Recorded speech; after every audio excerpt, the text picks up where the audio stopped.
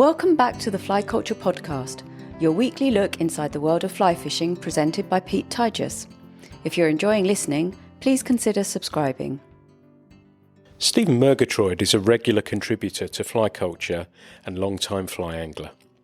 I learn a little about his fishing career, talk tackle and the cost of it, along with his new book, The Last Chance Fishing Club, where all proceeds go to the Wild Carp Trust. Stephen Murgatroyd, welcome to the Fly Culture Podcast. How are you doing? I'm fine, thanks, Pete. Very pleased and honoured to be here. You are most welcome. I was thinking, doing my sort of research coming into this at the first time we met, and I think I was doing a demonstration on the River Wiley, and for the club on the river there, and doing some demos and casting and fishing techniques and bits and pieces like that.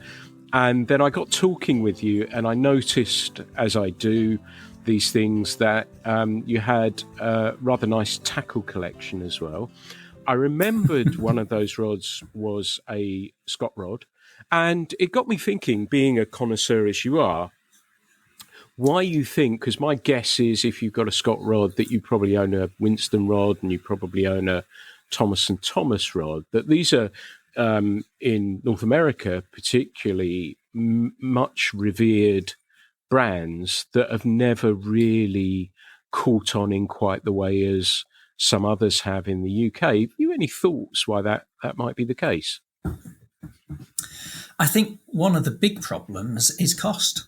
When they do sell these brands in the UK, they just seem to do a straight. If it's $900 in the States, it automatically becomes £900 in the UK, and you don't need to spend that much money to get a good rod. And I think if you can afford it, it's nice. These brands have a great heritage, and there is more to a fishing rod than just the action. You're buying into their heritage and the brand and so on, and the history. And if you are a keen fly fisherman and you've done a lot of reading, and we all have our favourite writers, and one of mine is Harry Middleton, the late Harry Middleton, who's a great writer.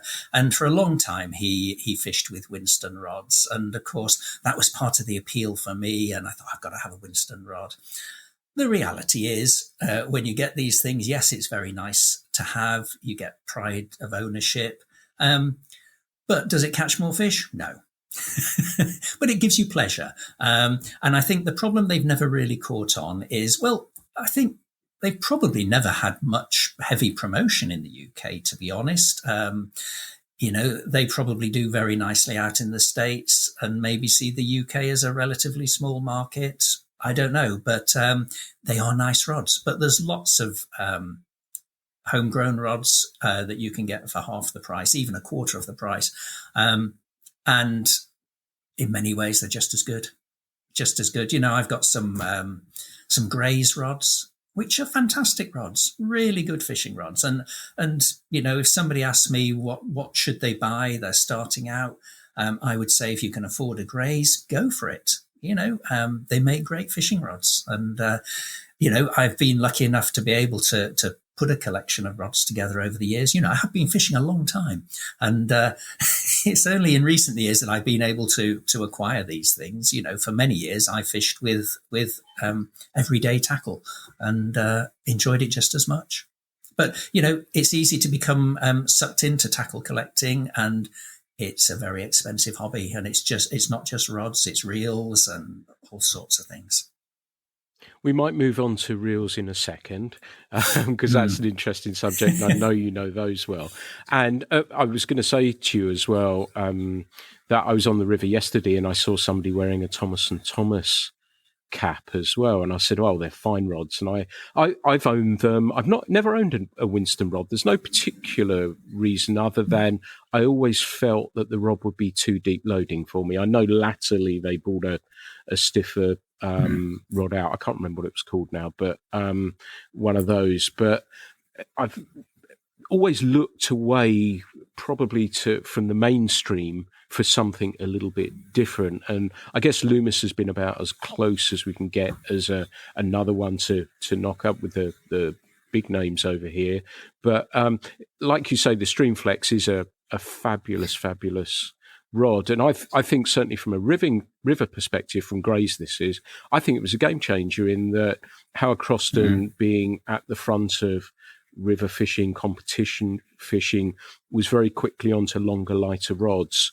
And, I remember I've remarked on these podcasts before that, I'd not seen 10-foot 3 weights and 4 weights before. They were a real first. So it was a revelation to see those. And I think that's a great recommendation. And like you say, having, if you're able to, nice tackle, and it is always pleasurable, and we'll come on to reels in 2 seconds. But I think there is that pride of ownership thing. But like we're saying, the cost now as well in the environment that we're living in, and I know we were talking off mic, and as just running our little magazine, costs are getting greater. We can wear those at the moment, but paper costs are going up, postage costs are going up, and it must be difficult. And I don't know that companies are trying to rip people off. Yes, they're trying to make money, but those costs sometimes can make those process a little bit more difficult, can't they? Oh yeah, absolutely. And if you said to me, can you justify the cost of these rods? It's very difficult to justify the cost of them in terms of pure fishing rods. And that's why I say, if you're a collector, you attach value to the heritage and all those sorts of things. And that's why you get sucked into spending this money on these rods. But I've got lots of homegrown rods, which are fantastic rods. And I get just as much pleasure, sometimes more pleasure, from using those. And, including cane. The older I get, the more I find myself using cane rods. And which again can be expensive. But there are makers out there who are selling cane rods that are relatively affordable. Yeah. And that I think, and I've talked about it with a number of people and would love to know your thoughts, that do you think we've seen this resurgence of other materials for rods because of the price of graphite rods coming so high that it's pushing, like you say, above and getting close to artisan builders, that people are saying, actually, I'd rather put my money into something for a pleasure to use, is slightly more personal. Do you think that's why we've seen this continued growth in, like you say, cane or fiberglass rods too? Do you think that's something to do with it as well? I think it is. As graphite has got more and more expensive, I think people have possibly looked around. But also, I think the resurgence in cane, to a large degree, is down to gear rack. I think I don't know many fly fishermen who aren't a fan of gear racks, and he's obviously pushed cane in every book he's ever written, and quite rightly, they're great rods. And I think, again, it comes back to, if you've got somebody you admire and so on, it's nice to have that connection. You think, oh, he fishes with a cane rod, so do I. And, and you try and you hope that fishing with the same sort of rod will make you feel the same way that maybe he feels, and so on. And I think there's a degree of that. Fiberglass, slightly different. I think as fly fishing has got more, should we say, niche over the years. When I first started fly fishing, you fly fish for trout and salmon. And sea trout, and that was pretty much it.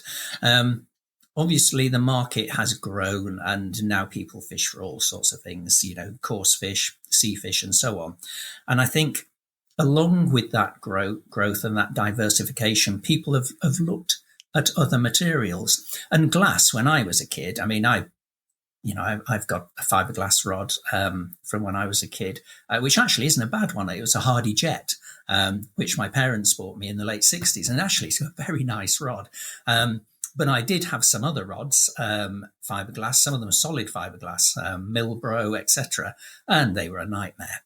But you could still catch fish with them. But modern glass has come on so much that, if you were blindfolded and given a glass rod and a graphite rod, I think in some cases you'd be hard pushed to say which was which, apart from the obvious weight difference, maybe. But yeah, they're good rods. They tend to be a little bit cheaper, although if you buy them from some of the prestige makers, the prices of glass is creeping up and up. So, I think manufacturers, as always, have looked for new products they can sell to people. We've sold you as many graphite rods as we can. What else can we sell you? Let's sell you some glass rods. There's a degree of that in it, of course. You old cynic. I am, aren't I? It's interesting what you said about John Gierak, and thank you, Adrian. We had 2 great interviews with him in previous issues of Fly Culture, and I was thrilled when I contacted him to say he loved Fly Culture as well, as I sent him a copy. So my work is did done. he? Oh, good. I'm really happy. Yeah, you can retire. Really yeah, it's job done as far as I'm concerned. But I was interested what you said actually about the impact of Gierak if you were particularly, I guess, more so a river angler. And do you think that's his influence as well in the products that he used to fish with, but also the way he assesses fishing? So it's not just about getting to the river at first light, running to the first pool. Do you think that and Bamboo or Cane has fitted in with that approach, the more relaxed company of friends or solitude, but taking joy in everything, not just the fish? Do you think that's why that has resonated too? Yeah, I do. I think Gierak has had a huge impact on fly fishing and fly fishing culture, a massive impact, because if you look back, I started fly fishing in the 60s, and the only fly fishing well, it wasn't even then fly fishing magazine, but the only game fishing magazine was Trout and Salmon that I'm aware of. And that wasn't pure fly fishing. They do have articles on spinning and worm fishing and so on. But they were very practical articles, most of them. They were how-to. And I think that did change slightly. I'm not saying Gierak changed that, because that wouldn't be true. But a change gradually took place, and you found other magazines, like Angling Magazine. They did do how-to articles, but they also grew a fantastic roster of writers who actually also talked more about the experience, maybe, than the actual technique. Maybe not to the same degree as Gierak, and obviously didn't have the same impact as Gierak, I suspect. But they weren't restricting themselves to fly fishing. There were some great articles on sea fishing, out on the rocks at night, and very atmospheric. And I think Brian Harris, who was the editor of Angling for good 10 years or so, did a great job. And I think he contributed to maybe the literature in a way that we see now, because people like me who grew up with that sort of writing were inspired by it. And yes, inspired by Gierak as well. Although we'd all love to aspire to that. There's very few of us who could ever reach the heights of Gierak. But, I think magazines like Angling, and later Brian Harris brought out a magazine called International Fly Fisher, which again, I think it only lasted for about 12 months. It was way ahead of its time. It was a glossy magazine. It was about fishing abroad, bonefish, etc., etc. And this was in the 70s. And I just think it was ahead of its time. The angling travel world hadn't really developed to the extent it has now.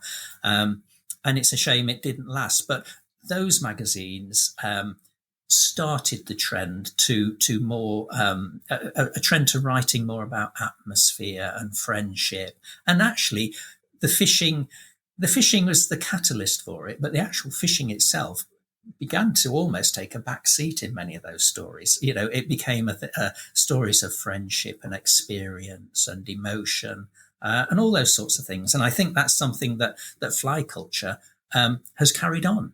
You read fly culture because you want to be taken away, taken to the waterside, and you feel with a lot of writers that you're actually one of the group. You're in with them on that trip.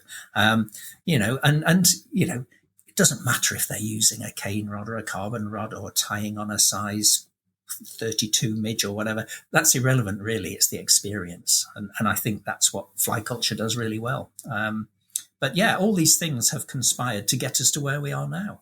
And of course, fly fishing, when I was a kid, again, it was a very tweedy pursuit, I guess, as far as most people were concerned. It was something that tended to be done mainly by old men, wealthy older men. And of course, that's changed. And that was never true. There were lots of people who did fly fish, but the perception, maybe because of magazines of the time, tended to portray fly fishing in regions that many ordinary anglers could never hope to fish. When I was young, I was no way I could have ever fished the Test, or the Dee for salmon or those sorts of rivers. But so many of the articles were from those locations, whereas now we get stories from everyday places, urban rivers that any of us can access, and they're great stories. Yeah, I like that. Thank you. Thank you for the kind words as well, and being part of it, because I think you've written, must be at least 4 articles for us now. And, that's what we've tried to do with the magazine, is say, we're just like you. We feel the way that you do. I'm not interested in making a magazine that you can sell on. It's just a passion that we want to share. And we find groups of people who feel the same way as we do about it. And it's been, I'm influenced by Girac. I'll make no secret of that fact as well. That, and I think that's probably rubbed off on me as to how we look at the magazines. I think the how-to thing as well is an interesting one. I've never wanted to go down that route simply because it's too easy to find stuff out now. You can just put something into Google and you can find that out. So I don't see that there's value in that. So we were talking off mic, to discover our own niche and our own path and tread that. And thank you for being a part of that as well. But I wanted to move on because, we email and we speak as well. And, I remember actually when I was bringing the magazine, I think I phoned you up, didn't I, and told you I was going to bring one. You did. You did, Pete. And that was a real shock. And I must admit, because in those days, it was Eat, Sleep, Fish. The online magazine that you ran, and that was a great magazine, and I suppose, like a lot of people, just stumbled onto it.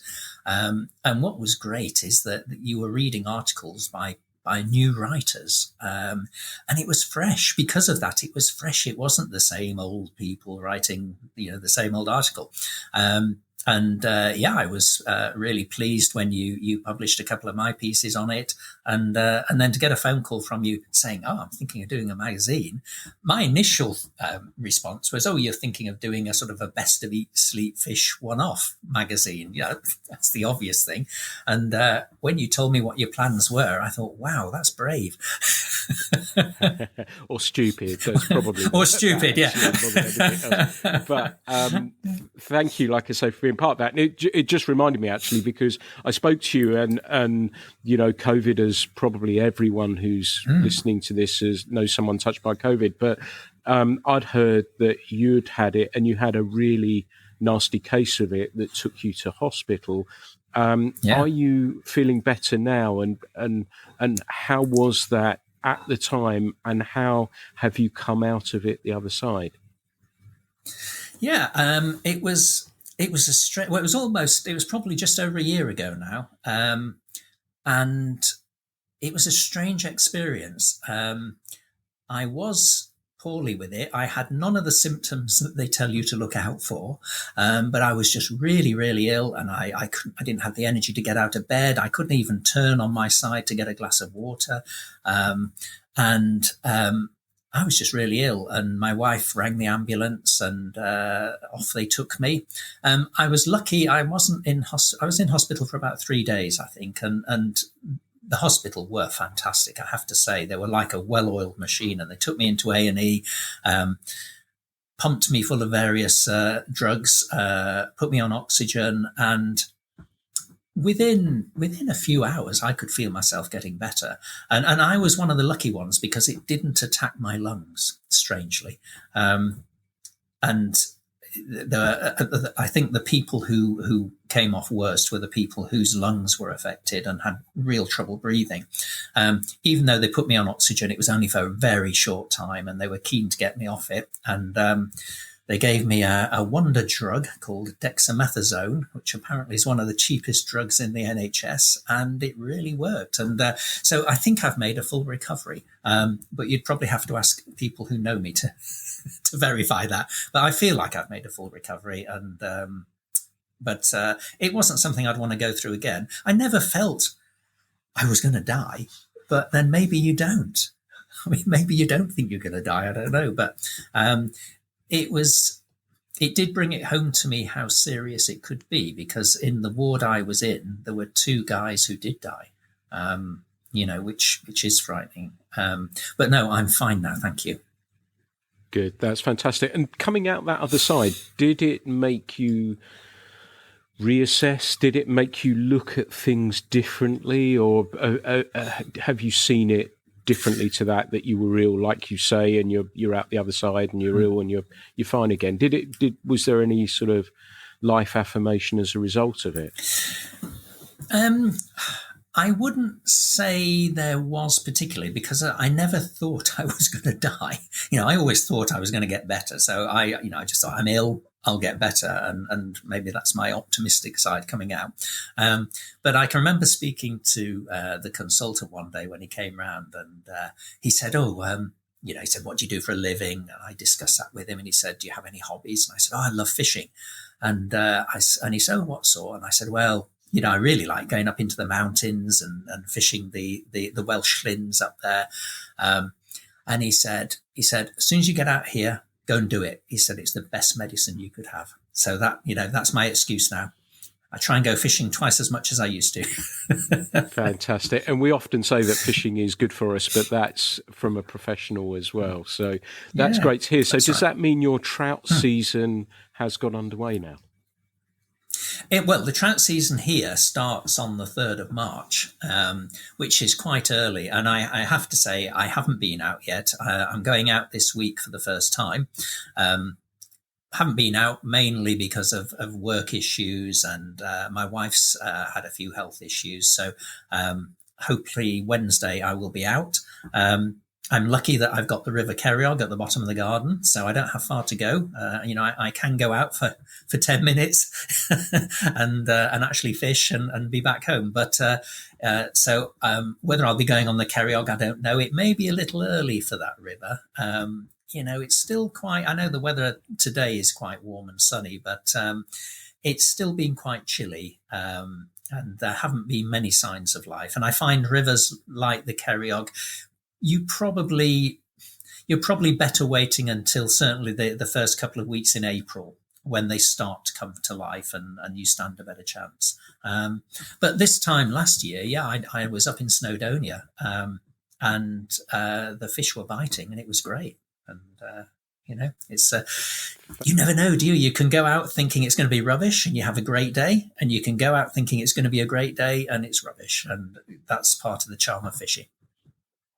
Yeah, absolutely. And for listeners, Stephen is based in Wales. I'm sure that's just a lucky coincidence that the river is close to your back door. Is that a lucky one? Well, that's what I claim.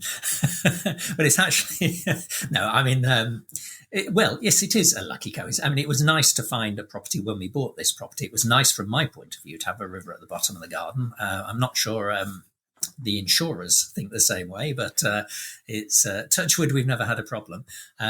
But it's, unbelievably, it's the second house we've had where we've had a trout stream at the bottom of the garden. We moved to North Wales from Yorkshire, and we had a stream at the bottom of the garden there. And I used to catch trout, at the bottom of my garden. Here I have to climb over a wall, so it's slightly more difficult. But it can't be a coincidence, can it? Once could be a coincidence, twice, there's probably something going on. Yeah, absolutely. And well done you. I'm deadly jealous about that as well. But yeah, fantastic. And I've been similar to you, actually, that I've been sort of preoccupied with salmon, and my home river, the Tor, doesn't really get going. If I'm looking for, I might be able to bring a fish up, but I've been there most days and I'm not seeing fish starting to rise. The moment that happens, then that's fine. And I've irritated a salmon the other day. The interesting thing for me, though, was that I hooked a trout on a salmon fly, which I never count those. I'm old-fashioned, so I didn't take pictures. Yeah. But it was a good fish. It was a good 2.5 pound. But was it nice? It was a nice fish. But this time last year, even later than that, I did a podcast actually on the river where I fished my new glass rod, and I was catching fish, I think it was back end of April, early June, that were like early season fish that were all head and no body, because it had been so cold. And I think there is a chance that, things might happen a little bit more quickly. I'll go down and have another look again tomorrow and see what happened. But that fish that I caught was a perler. It was in great condition, leapt all over the place, and was a really cool fish to catch. I still feel a little sad catching it on salmon stuff, in that I'm thinking, I'd much rather hopefully get a look at him a little bit later in the year, but we'll see what happens. But you fish well. Let's stick in Wales for a moment, actually, because it seems as though that has fished really well early season, hasn't it? Looking at social media, it's been thrilling seeing people talking about 10 minutes of epic hatches of large dark olives or March browns or whatever it may be, and it's fish well. Do you like to try and get in on that if you can? It's funny. I suppose when I was younger, I'd have been out the first day of the season, really keen. As I've got older, I don't tend to be as fanatical as I was. Fishing for me now, the true pleasure really comes from how I fish and how I catch a fish, rather than going out after numbers and I've got to catch one here, I've got to catch one there, and if the Usk is fishing well, that's it, I'm off to the Usk. I think I've learnt my lesson that if you go chasing around like that, inevitably everyone says you should have been here last week, and that's the story of life, isn't it? And I think you're better. What I found is that you're quite often better sticking to your home waters, and the fishing on your home water is often as good, if not better, than all these famous rivers. The grass is always greener, but actually it isn't. And, you can have just as much fun catching fish out of little unknown rivers and streams. And, there's always a story behind it. And, it's important to me now how I catch my fish. I catch them on my terms rather than doing what, I think I should be doing when I should be doing it. And it makes for a much more relaxed way of fishing, and I think much more enjoyable. Yeah. Do you think that social media has played the part in that? I'm sure it's always gone on. I was fishing Usk early season 25 years ago, something like that. And I don't tend to. I'm kind of like you, that I'll wait. And I don't mind. I love my home river so much that I don't feel, but I get, if you're doing other stuff and, that's your day and you want to go and cast a dry fly at a rising fish, I get that aspect. But do you think social media plays a part now in that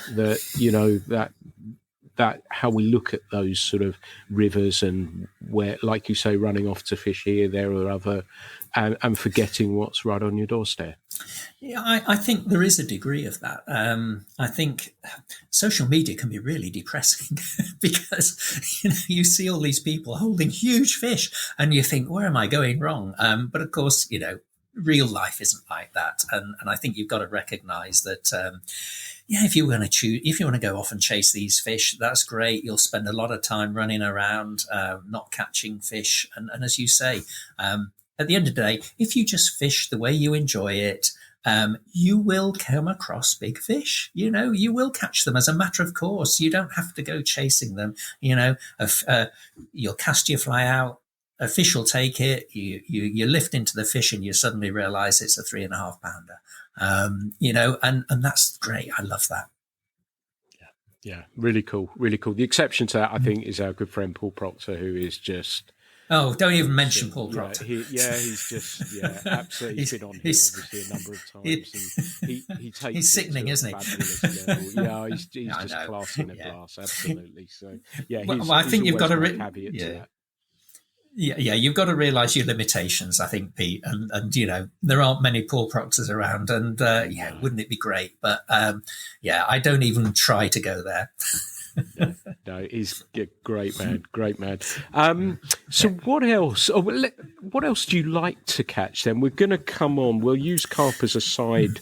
We'll segue into that a little bit later. Is there anything else? You mentioned sort of salmon, sea trout. Is there anything else, or is it primarily for you trout that you like to target? No, I mean it's mainly trout, simply because of trout have been, I suppose, the most available species wherever I've lived. And I've tended to be lucky enough to live, in North Yorkshire, lots of trout rivers. North Wales, lots of trout rivers, and I've lived down in the West Country, like yourself, and again, lots of trout rivers.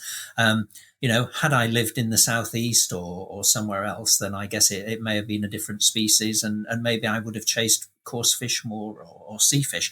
But yeah, I do love catching bass on the fly, and again, North Wales is a great spot. I've been out to Ireland fishing for bass and mullet and pollock, and it is fantastic, and it makes a great contrast to trout fishing. And I can remember mullet fishing. We were sitting in the surf, actually sitting down to keep our silhouettes low, because the mullet was so close in, and we were trying to hide from them, and we'd be casting sitting down with the waves breaking around our waists, and only casting 15 feet and catching mullet. And what a fantastic experience, fantastic experience. And the same with bass and pollock off the rocks. Great fun catching pollock off the rocks. So I love all of that.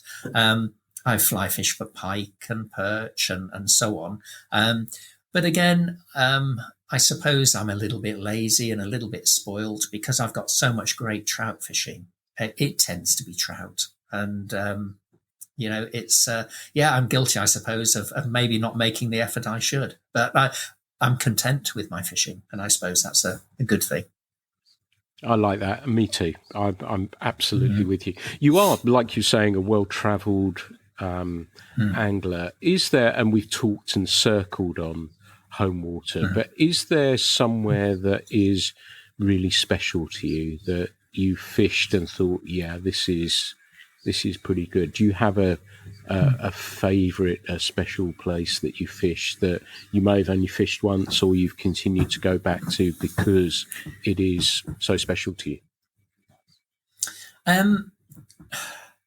It's not particularly a special place, but there is a place that I've always wanted to go back to, simply because when I was there initially, I didn't take advantage of the fishing in the way I should have done, and I now really regret that. And that was South Africa. In the mid-70s, my dad took a job in South Africa, and I went out there for a few months, and we were in Durban, which is on the coast. And yes, there's great trout fishing in South Africa, which I didn't try, and I regret that. And that's something I'd love to go back and the Drakensberg Mountains, that sort of area. And I know you've had Andrew Fowler contribute to fly culture, and I love reading his articles because, every time I read them, I do get filled with regret, but it also, it fires me up thinking I'd love to go back there. The one thing that does that I do remember about South Africa, and it wasn't trout fishing, and it wasn't even fly fishing, but I decided to go sea fishing, and they had these huge, in Durban, they had these huge breakwaters which were made of, looked like concrete blocks, just go out into the sea. And I had taken a beach caster out there with me, and I put half a fish on a big hook, cast out, and it was night time, and nothing happened for hours. And then suddenly the rod tip went over. I lifted into something, and it stripped my multiplier completely of line, and then just broke me. And I think it was probably a shark. I guess it was a shark because in Durban they have shark nets to keep the sharks out and make it safe for swimmers, allegedly. Now, remember, this was the time of Jaws coming out, so my head was full of sharks. But the weird thing was they used to catch more sharks on the inside of the nets trying to get out than they did on the outside trying to get in. So I suspect it was a shark, but that was really exciting. But I would love to go back to South Africa and actually sample the trout fishing up there. One day, maybe. Yeah, absolutely. And like you say, Andrew Fowler's articles are fantastic, and the fishing looks amazing there. I'm still, as I've said many times, the snakes are the thing that frightened me a little bit. And I talked about going down there to see Andrew. Perhaps we can talk about that as well at some stage. But to go and see him and fish with him, and I kind of like that the time difference isn't so great as well, so you can hit the ground. It's only an hour or so, isn't it? Hour or two time difference. And and I think that the thing is with snakes, I don't want to meet a snake for sure, but when we were out in South Africa, I think I only ever saw one snake, and the minute it saw me, it disappeared. And I think unless you corner one, then hopefully you don't have too much of a problem. And it's easy to come up with all these reasons not to do something, but I suppose the question is, you ask Andrew, how many times has he been bitten by a snake while he's been fishing? And I suspect not many, if at all. No. A friend of mine was bitten by an adder fishing in the UK on Dartmoor, and he wasn't bothered by it. He said it was like a bee sting or something like that, but and didn't do anything about it. But you're exactly right. And I think part of it is if you look for them, you're going to see them. So I'm convinced I'm going to tread on one every step of the way. It's just, I love everything except snakes. So I make no secret of things. Yeah, absolutely. But we're going to segue on a little bit now. And we talked a little bit about how you've written a number of articles for Fly Culture. And I wanted to get this, again, we'll segue into your book as well. But what is your process? Because I get lots of people, and as you alluded to as well, and thank you for that, contacting me wanting to write a piece or sending a piece, and I always try my very utmost to publish them as well if we can. But what is your process of writing an article? Do you go fishing with something in mind? Do you come back from a good day's fishing and it suddenly flows? Or do you sit down and say, right, I'm going to write 2,000 words or whatever it is, and then it goes? How do you approach this, and what is your process?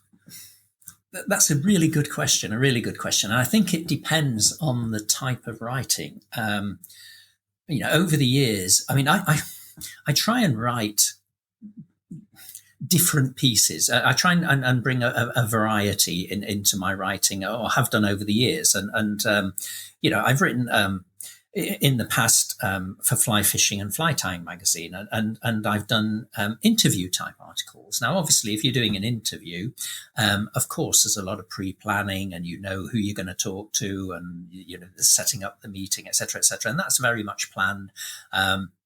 So that you put that aside, that's a different sort of writing. But the sort of fly culture articles, I think I'm a bit of a lazy writer, really. I just wait for the inspiration. And, I think if you try and force it, it comes across as forced. I think it just pops into my head, and I think, oh yeah, and then I'll write it. And quite often, I'll sit down and do the first draft in one go. The whole thing will just come out, and I just like to get it on paper, and then maybe I'll go back and edit it and change it and move bits around. But I can remember the first thing I ever wrote, and this is really weird, and I didn't decide I wanted to write articles. I'd always loved fishing magazines and bought them and thought, oh, wouldn't it be great to be part of something like this? But it never crossed my mind to actually write. And then one day I was at work, and it was a quiet day, and not much was happening. And I suddenly had the urge to write something, and I wrote. I just wrote a paragraph, and it took me, I don't know, 2 minutes to write it. And this was in the days of Filofax, and I wrote it in my Filofax, and I didn't know what it was. I didn't know what to do with it. I didn't know whether it was the beginning of something, the end of something, the middle. And it stayed in my Filofax for several years, just stayed there, and I didn't write anything else. And then I saw a competition in a magazine. I thought, oh, I'll have a go for that. And I entered it, and I won it. It was no big deal. But funnily enough, that first paragraph I wrote did end up in a piece, and it ended up right in the middle of a piece. And I think that's really odd and really strange that something I'd written several years previously slotted right into the middle of a piece that I would write later. And when I was writing the piece, it didn't cross my mind. I wasn't writing it intentionally with looking to write something that I could fit that paragraph into. It just fitted in. And I often think about that, think, how odd. Does that ever happen to anyone else? But no, I just wait for the inspiration. And sometimes it'll be a title. Sometimes it'll be a memory I have, and I'm thinking back, remembering things, and suddenly it'll click. And I think, and the idea, it's as if the idea is the article's already fully formed. And it's like being a transmitter. You just write it down, it's there. And you look at it and think, oh, where did that come from? And that's how it is. And I can't really explain it, to be honest. It's just one of those things. And I can go for months without writing anything because I don't get that inspiration. Then suddenly something pops on the page. Yeah. And I think you're doing yourself, you're incredibly modest about saying you won it. Many congratulations on winning the competition. But I'm and saying you're a lazy writer, because I'm the same as you, that it may be, and I'm not feeling anything at the moment to write in that sense. And I don't publish myself in fly culture because I don't want people to think I'm a huge egomaniac, which I'm not. And secondly, I don't want them to think, well, they've got no articles because he's writing them. So I'll write something on Facebook to have a creative outlet and do it that way. And I'm like you, that when it goes, I can do it in 10 minutes. And I won't overwrite it, and I don't make big, I just do it. And that's the advice. It's interesting you say that, because that's the advice I try and give people is, I'm sure you've seen it, that people make a 25-word sentence that could be 6 words and try and use prose they possibly don't need to. Just say what you feel. And that will come across. And like you say, it comes across not contrived, but actually real that way. And I think that's great advice. And I'm glad you feel a similar way. And it was interesting you saying about, I was just thinking as well about John Girac and contemporary writers. And I think, having been involved with quite a number of wonderful writers that we've discovered and we've published, that contemporary or modern versions of, I think of people like Chad Van Zanten, who writes for us, and Boo Gilbraith as well, who's both have been a guest on the podcast. And I would heartily recommend people listen to these guys because they're extraordinary, but their writing is a contemporary form of writing about fly fishing, isn't it? And we all have our own, because I think we all have our own style, and mine's probably more similar to yours, but these guys are really forging ahead, and there is modern contemporary fly fishing writing out there, isn't there? There is, absolutely. And it uses language that you never have seen in trout and salmon in 1960s. But yeah, I think the important thing with writing is don't try to be something you're not. I think you've got to be who you are and write the way that that is honest. If you try and write, if you try and copy somebody else, then it's just a poor imitation and everyone can see through it. So I think you've got to try and develop your own style. And yes, of course, everybody's influenced by these writers, but at the end of the day, you've got to be yourself. Yeah, that's exactly right.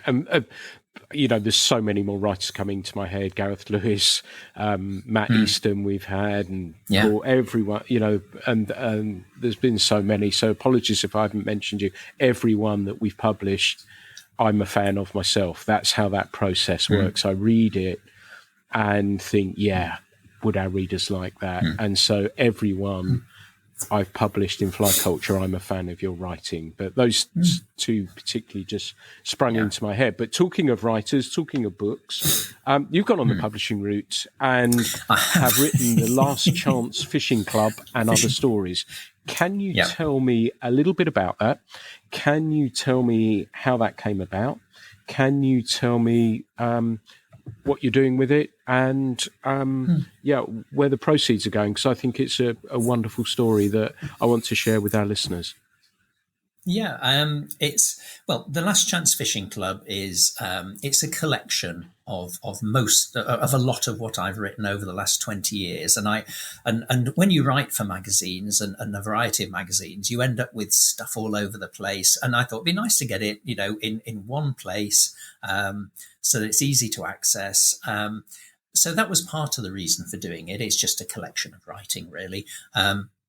But the other thing that pushed me to do it, it's something I've been thinking about for a while, but I've got involved with forming a charity called the Wild Carp Trust. And I'm not a carp fisherman. I don't pretend to be a carp fisherman. And the guys I'm involved with, they are proper carp fishermen. But the Wild Carp Trust came about. I used to be part of a syndicate that rented a small stillwater. And for various reasons, the syndicate fell apart and we couldn't continue with it. And for the last year, I retained the lease myself. And I was out trout fishing with a friend of mine, Fennel Hudson. And he was saying, we've been looking for a water for years and years, can't find one because we want to protect wild carp. I didn't even know what wild carp were. But wild carp essentially, of course, they're not truly wild because they're not indigenous to the UK, but they are a very old strain of carp and they exist in very few waters now. Very different to modern carp, modern common or mirror carp. They're quite lean, slim fish, fully scaled. They don't grow to the huge sizes that modern carp grow to. Typically, they're about 5 pounds. If you caught a 10-pounder, that would be a monster. But the great thing is, by an accident of geography, I'm in Wales, and a lot of the good wild carp waters are in Wales. And anyway, I was fishing with Fennel. He said, we're really struggling to find a water. And of course, I had a light bulb moment and thought, I know exactly the water that would do. And yes, that securing that water for the Wild Carp Trust actually, it was the impetus needed to actually get the charity up and running. And we've now got a breeding program up and running, and it's we're trying to move it to the next level, and we'll be hopefully having some merchandise and offering proper membership and so on to people. And for me, it's a way of giving back, because I thought, well, what can I do to raise some money? So I thought, well, all the author royalties from the book, I will donate to the Wild Carp Trust. And interestingly, it was a carp that got me interested in fishing. When I was very young. There were a lot more ponds around in those days in the 60s. And where we lived, there was an old pond on some disused land that we all, as kids, used to play there. We'd build rafts and try and sail across it and so on. And we'd go and catch newts and frogs and things and put them in jam jars. And I can remember being there one day on my own, trying to catch a newt and suddenly realizing there was this huge fish just there in front of me. And I realize now it was a carp. I didn't know anything about fish or anything, but that fish, that image has stayed with me. And I didn't become a fisherman for a long time after that. But that image of that fish, I know, is what hooked me on water and revealed to me that there are mysteries in that water that most people, unless they're fishermen, never know about. And it made that connection between my life and there is something wild out there. Even in the middle of suburbia, there is something wild that most people don't know is there. And fishing is a great way of connecting. So I was really pleased to be able to get involved with the Wild Carp Trust. You can catch wild carp on the fly, and it is fantastic. And there's a particular lake where you're only allowed to fly fish for them. The big bay that the carp come into is very shallow. And if you hook one of these fish, they take off like a bonefish because they can't go down. They've got to go away and you cannot stop them. You cannot stop that first run. And it's fantastic. So it's really nice for me able to put something back into fishing and actually to try and protect wild carp, because it was a wild carp that actually took me down this route in the first place. So it's quite nice. The whole thing's come full circle.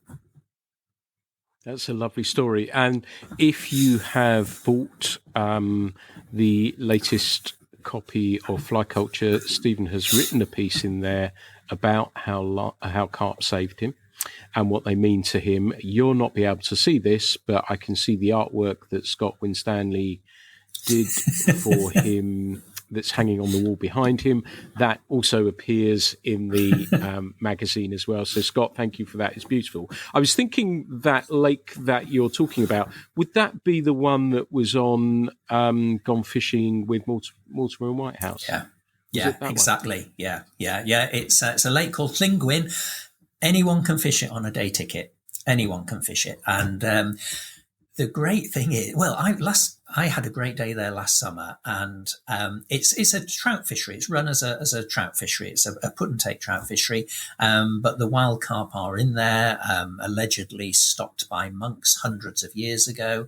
And that original strain still exists, and that's what the Wild Carp Trust are looking to protect, is to make sure that that strain isn't lost by interbreeding with more modern strains of carp. But yeah, Mortimer and Whitehouse went there, and that was a great program, and obviously it was my favorite program in the series.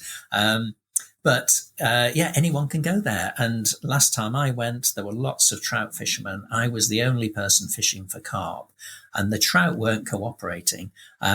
And I had 4 or 5 carp, and I was using a cane rod, a 10-foot 6-weight cane rod, because it seemed the right thing to do. My shoulder paid the price the next day. But what was great is all these trout fishermen came and stood around and watched. Because the trout weren't cooperating, they weren't catching anything. And here was this idiot with a 10-foot cane rod, catching these fish. And I was using an old Hardy Marquis that I've had for years and years. And this reel screamed. And you could see people looking around from the other side of the lake thinking, what the hell was going on over there? And it was great fun. And it did my ego a lot of good. One of the rare times I've actually caught fish. The cane rod makes me think I was talking to Dave Phelps just the other day, and he was saying about the glass rod that they've got that they're using to play carp on. So I think they were pretty cool. And that trout I hooked the other day was on a double-handed glass rod, and they are fantastic for that. Heaven knows what an angry salmon would be like, but I'm excited to see. And that, to me, I'm sort of, my ears have pricked up when I saw that TV program, but when you mentioned it as well, that the, I don't mind people however they want to fish for. It's great that we've got these sort of forks coming out of fly fishing now, although carp has been there a long time and, was developed for a number of years. But the ability for me, and I've done it, I've thrown out some dog biscuits. There's a pond not a million miles away from me and got them rising and stuff like that. Yeah. I've also stalked them and got them to eat a fly, which is great fun. It's that ability to actually be able to do that in clear water. And if I remember rightly, that TV program, you could see the fish clearly. How are you actually targeting them? Is it with worm patterns? Is it what are you using? What were you throwing out that was working that day? Well, you can fish. You can use as long as you're using a fly rod. You can fish for these fish whichever way you want, and you can throw out some dog biscuits and it'll pull the fish into the bay, and you can fish with a deer hair imitation and you will catch fish. But you can also catch them. I caught one right under the rod tip, dapping a daddy longlegs right on its nose, and it just came up and took it in the same way a trout would. And when you think about it, why wouldn't it? It's a fish, it's got to eat. The food in the water is exactly the same food that trout eat. And, you can target these fish with buzzers, daddies, squirmy worms, all these sorts of things.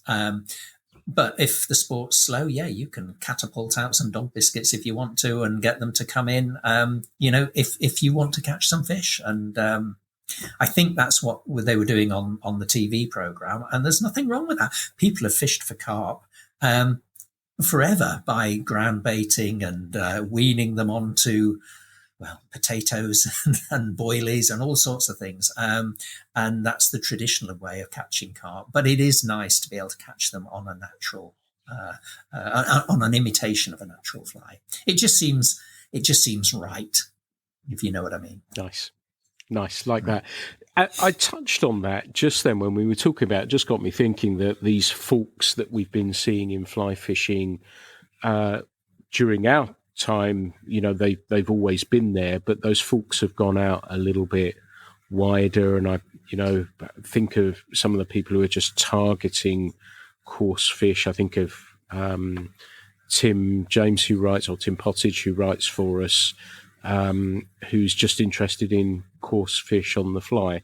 Do you think, as a result of this, how does as somebody who's been around fly fishing for a long time, how does fly fishing feel to you then right now? Do you think it's in a good place? And the reason I ask it is that, I know these big license number sales have been often quoted. And to me, I wonder, and it's not said with any knowledge, if it was post-lockdown, people wanting to get out, they could go fishing, so they went and bought a day license.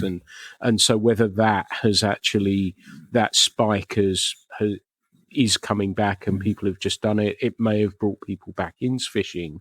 But how does it feel to you right now, the world of fly fishing as a long-term member? Yeah, I think we're actually in a bit of a golden age of fly fishing, and I think it was probably triggered by the film A River Runs Through It, if I dare say so. But I think in the years since then, and that must be getting on for 30 years ago now, that film, I guess. But I think fly fishing is in a really good place. There's lots of diversification. There's lots of great literature. There's lots of opportunities. Tackle has never been better than it is now. You've only got to fish with some old rods to know that modern rods of all materials are head and shoulders above a lot of the old stuff. So I think we're in a golden age. And of course, given our opportunities now for travel and so on, I think if you're a fly fisherman, this is a great time to be alive. That's not to say there aren't issues with pollution and so on. But, it's up to us as fishermen to join the organisations that seek to protect our rivers and waters and coast. And that's what my one disappointment is, that anglers as a whole, not just fly fishermen, seem incapable of organising themselves into one body, and using that power in a positive way, to protect the environment. Fishing, we're so diversified, and there is the Angling Trust, which seeks, I think, to fulfill that position, but so many anglers aren't a member of it, and it's really disappointing. And I think if you're serious about your fishing, whatever type of fishing, you should at least be a member of the Angling Trust, and there are lots of other great charities like the Wild Carp Trust, but everyone, it should be compulsory, join the Angling Trust. Nicely put. What are your plans this year? What are you going to be up to? It sounds like a relaxed start to the season. Are you travelling as things start to open up? Are you got road trips planned? Are you going abroad? What are you planning to do? I haven't got any fishing abroad planned, but lots of trips planned in the very early stages of planning, and interestingly, a lot of them with people I've met through fly culture. A number of the contributors I'm in touch with, and we've touched upon having a few trips, and actually the most people seem quite keen to come up to Wales and to visit a lot of the hidden clins up in the mountains, and or some of the big reservoirs, and catch some wild trout, and that seems to be something that's on everybody's list at the moment. So hopefully there's going to be a few trips with a lot of people who contribute to fly culture. How cool so thank you. You're welcome. Well, that's music. It makes me a little emotional thinking about it, that we've managed to connect like-minded people together, be they the readers or the listeners to this, or wherever, and being part of that. And that's what we've tried really hard to do, that we are a family. And, every new contributor, I think I say to them, welcome to the Fly Culture family. And that includes our readers, that includes our listeners. We all feel the same, and it does mean a hell of a lot to us. And it's lovely hearing, I know you hook up with Ben, who's been on the podcast recently as well, and lots of other people. And it's wonderful how it's spread out and helped people, connected people. And that was probably one of the main aims of that, and just put something out that people enjoyed. So I'm really, really pleased to hear that. We talked for over an hour now, and it's been really cool. I knew it was going to be a good chat, and we've covered, like I said, we've gone off on all sorts of tangents. For people listening, though, I know Stephen a little bit better. He is one of the most generous, kind people, supportive out there. And I'm, your book I bought, I always support. People always say, I'll send you this. I say, no, I buy these because we look after each other, particularly in a publishing marketplace as well. So I would put a shout out, perhaps support Stephen, perhaps support the Wild Carp Trust with a copy of the Last Chance Fishing Club. How do people get a copy of the Last Chance Fishing Club? It's very easy. Amazon. If you go into Amazon and search the Last Chance Fishing Club or Stephen Murgatroyd, it'll come up, and it's only a click away. Fantastic. And Stephen, if people want to find you on social media, how do they do that? Because I know you're one of the kindest people on there. You always like people's stuff, and I always try and do likewise and take a leaf out of your book as well. And how can people find you on social media if they want to? I'm sure they're going to reach out to you after this anyway. But how do people find you? Yeah, I'm only on Instagram, really. I have got a Facebook account, but I don't really use it. But people can find me on Instagram, Stephen J. Murgatroyd.